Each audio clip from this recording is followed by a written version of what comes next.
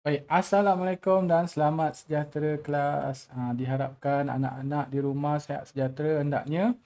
Baik, hari ini cikgu nak kongsikan satu lagi tajuk. Tajuk subtajuk baru yang kita akan pelajari. Okey, mari kita tengok apa tajuknya, iaitu kitaran air semula jadi ya. Kitaran air semula jadi, di mana ianya berlaku di dalam kehidupan harian kita. Seperti yang cikgu bagi tahu dalam video sebelum ni, bahawa air merupakan satu keperluan asas untuk semua benda hidup untuk hidup. Semua yang bernyawa untuk hidup.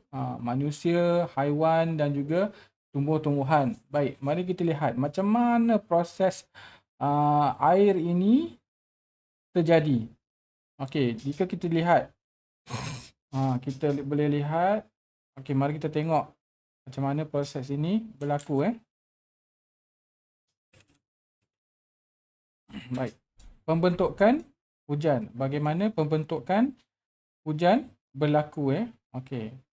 Asalnya pembentukan hujan berlaku daripada air yang disejat menjadi wap, dan wap tersebut naik ke atas, disejat menjadi wap air oleh matahari. Matahari memanaskan permukaan air dan permukaan air bertukar menjadi wap air, dan kemudian proses itu diberi nama penyejatan, proses penyejatan, dan akhirnya wap-wap air ini naik ke atas dan membentuk wap air, dan wap air naik ke atas dan membentuk awan. Wap air yang sikit-sikit tadi berkumpul banyak-banyak. Wap air yang sikit tadi berkumpul banyak-banyak dan membentuk awan. Ini proses nombor 2. Kemudian awan tersebut dibawa oleh angin. Dibawa oleh angin ke kawasan-kawasan pergunungan, di mana dekat kawasan pergunungan, udara dan persekitarannya sejuk. Biasanya kawasan pergunungan ni kawasan yang sejuk. Apabila sejuk, wap air tadi bertukar menjadi titisan air. Bertukar menjadi titisan air, lama kelamaan titisan air itu menjadi berat. Awak akan perasan wap yang menjadi berat dan penuh dengan titisan air bila awan itu berwarna gelap. Awan itu berwarna gelap. Dan akhirnya titisan air yang berat tadi akan turun menjadi hujan. Turun menjadi hujan di kawasan pergunungan, dan kawasan ini dipanggil sebagai proses kondensasi. Dan apabila turun di kawasan pergunungan, bermulalah proses apabila air hujan turun ke bumi dan mengalir menjadi anak sungai, dan anak sungai akan bertemu dengan sungai yang lebih besar dan akhirnya mengalir dengan deras ke dalam laut.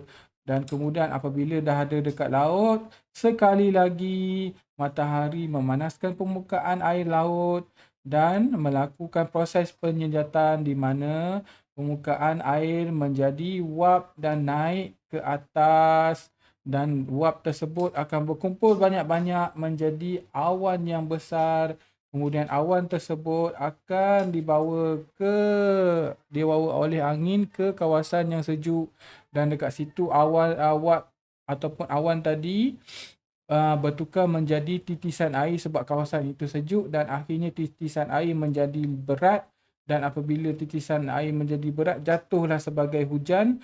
Hujan kemudian mengalir menjadi sungai, sungai akan pergi ke laut, dan kitaran itu akan bermula semula sekali lagi dan akan sentiasa bergerak untuk menjadikan hujan.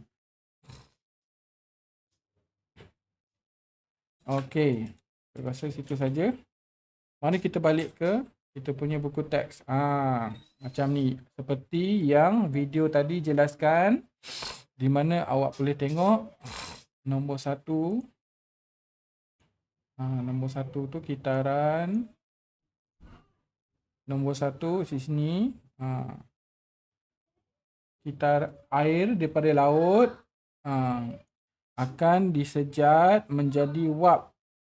Dan naik ke atas dan membentuk awan. Wap yang banyak tadi membentuk awan dan dibawa oleh angin ke kawasan yang sejuk dan akhirnya bertukar menjadi titisan-titisan air, dan titisan air ini akan menjadi berat dan akhirnya turun sebagai hujan dan mengalir ke dalam sungai. Sungai pergi ke laut. Daripada laut tu air laut akan disejat menjadi wap. Nombor 2 proses dia penyejatan. Kemudian nombor 3 proses dia jadi awan. Selepas awan dia akan menjadi proses kondensasi. Kondensasi dan juga akhir sekali kondensasi di mana wap air bertukar menjadi titisan air yang kita boleh nampak dengan jelas. Dan titisan air akan turun menjadi hujan, iaitu proses yang terakhir. Kemudian hujan turun ke sungai, sungai ke laut. Dan proses tersebut akan berulang-ulang. Sama juga prosesnya seperti di tengah-tengah laut. Di tengah-tengah laut juga ada hujan turun. Di mana ada kawasan-kawasan dekat tengah laut yang juga merupakan kawasan yang sejuk. Di mana angin membawa wap air ataupun awan ni tadi ke kawasan-kawasan tersebut dan akhirnya awan bertukar menjadi titisan air yang berat dan turun sebagai hujan turun terus ke laut tanpa ada daratan. Cumanya jika ada daratan itu seperti pulau dan sebagainya, hujan tadi turun ke daratan dan daratan membentuk sungai ataupun kolam ataupun tasik dan sebagainya. Baik, cikgu rasa di situ saja kita punya proses kejadian air hujan. Ini proses yang berlaku di kebanyakan negara di dalam lingkungan khatulistiwa. Apa itu khatulistiwa? Kawasan yang padat dengan hutan di mana suhunya sesuai untuk kawasan hutan dan kita tak ada musim-musim lain kecuali musim ni lah, musim hujan tergujuh dan sebagainya. Kita tak ada musim sejuk, kita tak ada musim luruh, kita tak ada musim bunga, kita tak ada. Itu kawasan negara lain yang bukan pada kawasan khatulistiwa. Okey. Kawasan yang ada musim sejuk, musim panas, musim luruh, musim bunga, ada hujan. Kadang-kadang hujan turun pada musim bunga ataupun hujan turun pada musim luruh. Dia seperti hujan yang terdapat pada negara kita. Akan tetapi ada juga hujan yang turun ketika diorang berada pada musim sejuk. Ketika negara-negara ini berada pada musim sejuk, juga ada hujan turun. Tetapi anda tidak nampak sebagai titisan air hujan. Apa yang anda nampak adalah seperti ais. Ais tu bukan seketul besar ni tak. Ais tu kecil-kecil. Ais itulah yang dipanggil sebagai salji. Ais tersebut asalnya ia adalah titisan air daripada awan ke atas tu. Titisan air daripada awan ke atas tu apabila turun ke permukaan yang sejuk, dia membeku menjadi ais. Ais yang kecil-kecil. Jadi bila akhir turun ke bumi, akan nampak seperti salji yang turun. Sebenarnya asal dia titisan air juga, akhirnya membeku menjadi salji. Di situ turunnya salji.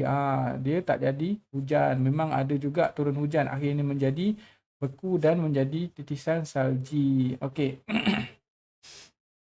Cikgu rasa itu saja yang cikgu nak kongsikan dengan awak pada hari ini.